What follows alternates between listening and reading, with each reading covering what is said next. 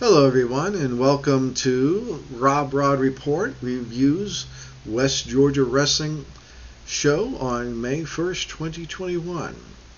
This is going to be a video show as my laptop died as I was doing my final edit of the written report. So I am doing this video report of the show that was held at Gold Dust Park in Villia Rica, Georgia. Very much as all shows should be, is to bring you in and then do stuff to bring you back for the next show, and they did that very well. They made some improvements to their use of the facilities, including a now physical barricade. At the last show, Fana almost got squashed when she tried to reach in to get a piece of Lamar Phillips, and so they put up a physical barricade, and me being me, I had a chuckle to myself when I saw what type of barricade, and I'm trying to imagine the people trying to jump over that. I still have a little chuckle on that. Anyway, the show starts out with a So Fine Mafia promo. They come out just Brad Lynch and Mr. Black. The mercenary left the group in a rather spectacular fashion, leaving Mr. Black bleeding all over the place. Lynch addressed that and said he has a backup plan and brings out one of the original members of the So Fine Mafia, circa 2010, give or take a year. That is Doc Hayward. Hayward is accompanied by a mystery man who has one of those neck gaithers that covers almost his entire head, and he's wearing hats, so I really can't determine his identity, and they didn't introduce him, so he is a man of mystery. Hayward says, kind of hard to hear, he wasn't really good holding up the microphone to where it needed to be, but from the gist of it, he said if the mercenary comes out tonight, he has something for him. Hayward has something for the mercenary. So they leave, and then we get the first show of the night, and that is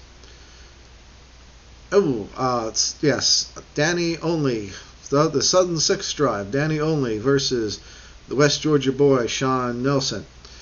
This is a second match between the two. The previous show, Sean Nelson picked up the victory after thwarting all of Danny Only's tricks and shenanigans, Roadrunner, Wile E. Coyote style.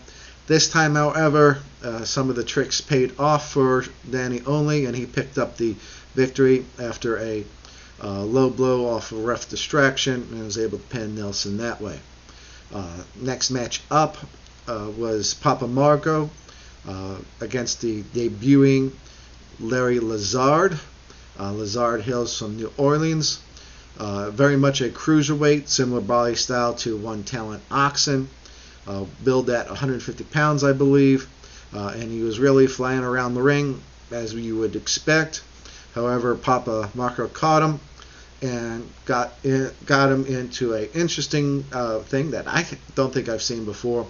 He got him up into the crucifix, or razor's edge if you want to go that way, brought him over and down into a shoulder breaker, and then locked in the Tongan death grip for the victory at a little past the 6-minute mark. So it was a nice matchup.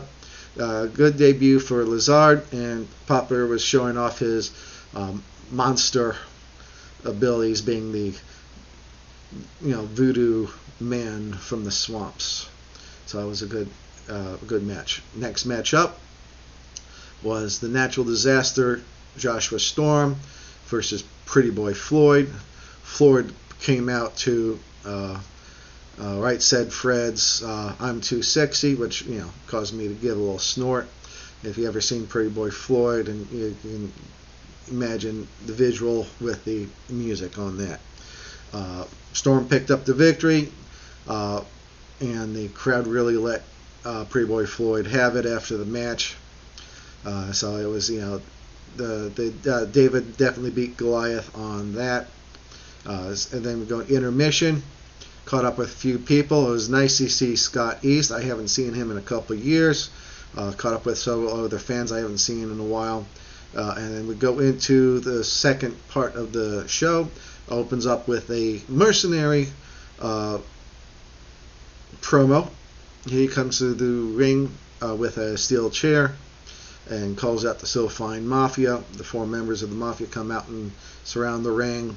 Mr. Black tries to enter first. He gets tossed down. Same with Doc Hayward, and I believe the mystery guy came in too. Brad Witch did not want any part of it. He teased it and said that he's not going to get into the ring for free. And Mr. Black, said if the only way the mercenary could get into a match with Brad Lynch if a mercenary puts up $2,000.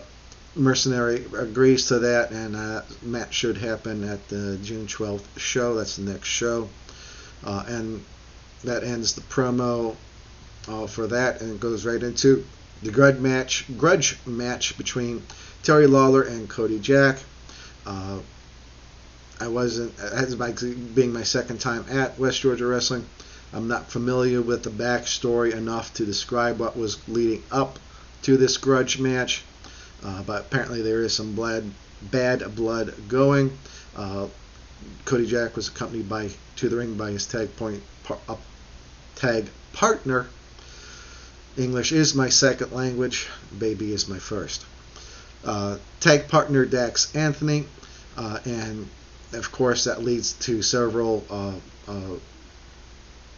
Dax Anthony attacks on Terry Lawler when Cody Jack has the referee distracted. Lawler was able to pick up the victory, though. Might have been a Pyrrhic victory, as he got beaten down by Cody Jack and Dax Anthony after the match. Scott East is the general manager, so he interrupted, and because he interrupted Cody Jack and Dax Anthony because Cody Jack was claiming that he won the match. So he made a match for Scott East made a match for June 12th, a 2 out of 3 falls match, and asked if Terry Lawler agreed. Terry Lawler agreed, but only if it was like a tag match, and he would bring back his tag team partner from Team Extreme, Air Paris. So it's going to, on the June 12th show, it's going to be the reunited Team Extreme versus Cody Jack and Air Paris. Apparently this is the 25th year anniversary of the foundation of Team Extreme. So a lot of Air Paris fans out there, so you might want to make plans for June 12th out in Villia Rica. And this leads to the main event of the evening, which was billed as a West Georgia street fight. They added, as they opened the match, a lights out. They physically turn off the lights and announced it as an unsanctioned street fight. Oh, excuse me, I gotta sneeze.